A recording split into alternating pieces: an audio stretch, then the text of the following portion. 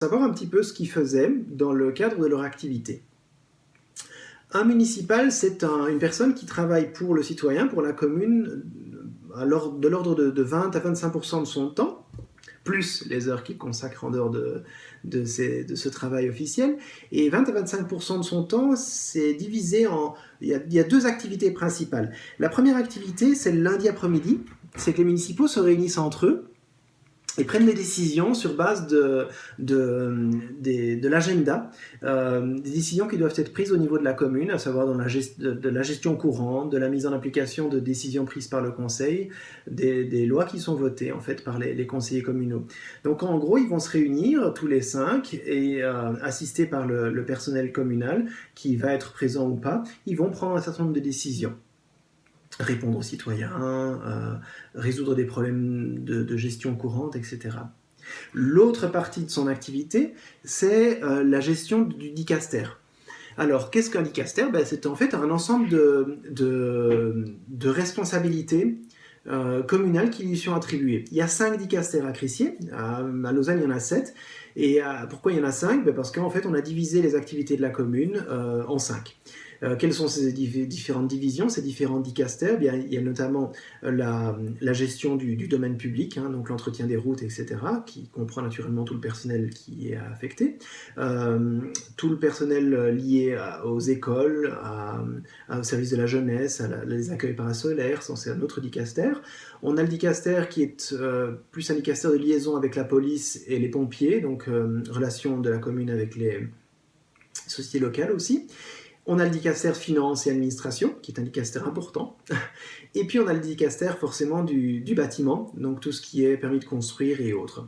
Donc ces 5 dicasters sont attribués aux municipaux, souvent en fonction des votations, en fonction des voix de préférence. Eh bien les dicasters, les municipaux qui sont élus vont choisir l'un ou l'autre dicaster.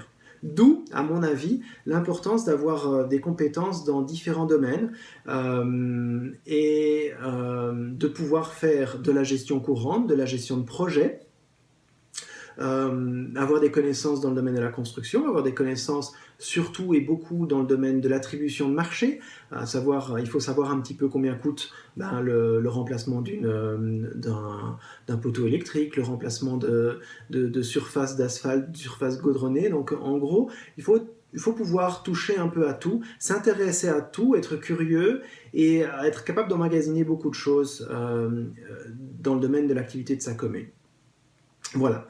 Donc, en dehors naturellement de ces deux fonctions, donc de ces deux parties de son temps, hein, donc une partie le lundi après-midi à la gestion de la commune, l'autre partie, une autre après-midi, voire une autre journée à la gestion de son dicaster, où il va rencontrer les chefs de service, hein, responsables de son dicaster, le municipal va être naturellement amené à représenter la commune auprès des activités des associations, à l'abbaye, auprès des autres communes, quand il y a des décisions à prendre intercommunales, donc il va représenter son dicaster auprès des autres communes, et ce sera notamment le cas pour le municipal qui est responsable notamment de la Pôle Ouest, par exemple. Lui, il va avoir des relations assez importantes avec les autres communes qui chapeautent